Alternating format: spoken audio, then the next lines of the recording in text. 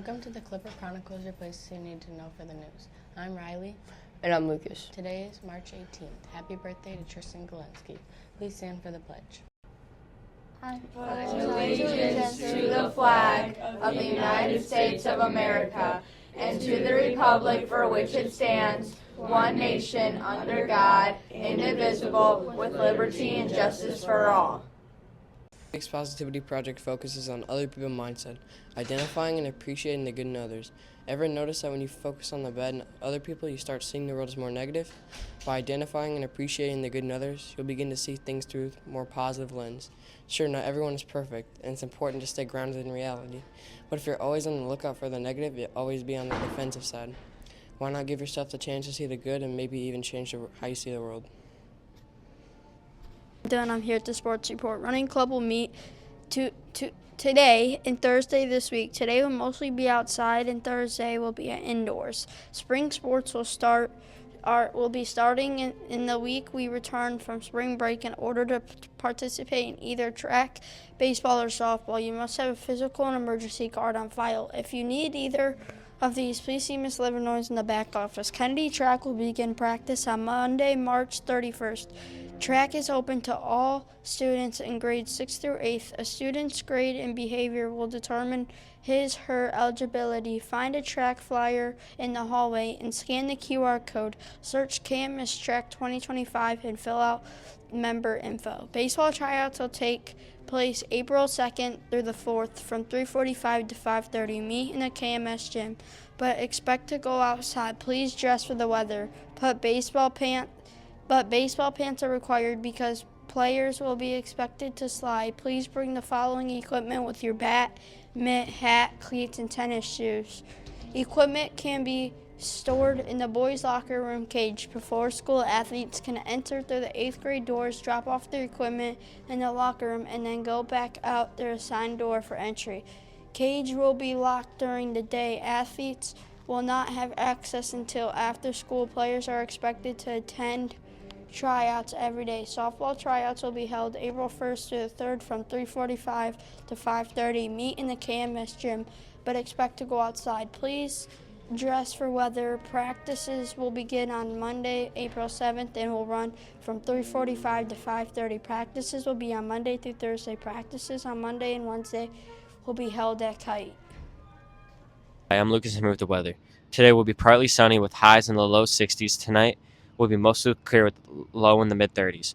Tomorrow, clouds increase with a rain chance or storm chance toward the evening, highs in the mid to upper 60s. Tomorrow night will bring storms to the area and few could be strong.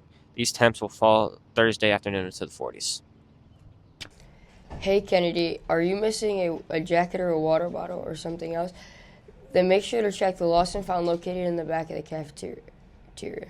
Students, please make sure that all electronics are put away during school hours and that you are charging your Chromebooks each night. SADD Club members, you have a meeting Thursday morning in Miss Warren's room at 8 a.m.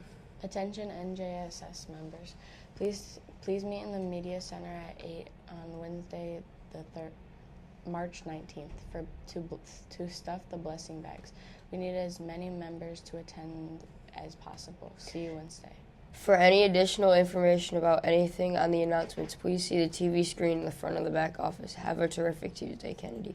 Women's History Month. March is Women's History Month, and it's a time to honor the contributions of women to America's society and recognize their diverse achievements. It's also time to reflect how far women have come and encourage future generations to keep working towards equality. We celebrate Women's Month for the following reasons: to celebrate incredible success and achievements of all strong women all over the globe, to honor and pay tribute to the females who dedicated their lives in ensuring that women were granted equal rights to men. Malala Yousafzai is a female education activist who stood up to the Taliban, survived an assassination attempt, and became the youngest person ever to win a Nobel Peace Prize. Malala Yousafzai was born on July 12, 1997 in the Swat region of Pakistan to Zayuddin and Torbakai Yousafzai. Her parents were determined to give her every opportunity a son would have, starting with an education. But then in 2007, when Malala was around 10 years old, her home, the Swat Valley, one of Pakistan's most beautiful regions, was taken over by the Taliban. Life under the Taliban was difficult, and women were discouraged from getting an education and even shopping at the local market. Malala's father, an educator who ran a number of private schools for girls, attempted to educate girls under the radar. Malala herself developed a stealthy route to school to avoid being caught. Eventually, the Taliban officially banned girls from going to school altogether. In January 2009, the precocious 12-year-old Malala started blogging for the BBC under the pen name Gul Makai, chronicling her life under the Taliban regime. Her writing was deep and thoughtful and beyond the years of an average 7th grader. The New York Times made a short documentary about her, and she publicly campaigned for girls to go to school, winning Pakistan's first National Youth Peace Prize. But this put Malala in the limelight, sparking the Taliban to target her. And on October 9, 2012, Malala boarded the bus home from school. She had just finished a physics exam and was busy thinking about her Pakistani studies exam the next day when a masked gunman boarded the bus, asked for Malala by name, and shot her in the head, neck, and shoulder. She was just 15 years old. The bus driver rushed her straight to the hospital. She was in trouble. They airlifted her to a hospital in Peshawar where they found the bullet was very close to her brain. It was causing her brain to swell, and they needed to get her to a more advanced hospital or she would die. The ruling family of the United Arab Emirates offered their private jet, which rushed her to a hospital in the UK. Meanwhile, the Taliban released a statement proudly proclaiming responsibility for shooting the girl who was promoting Western ideas in Swat.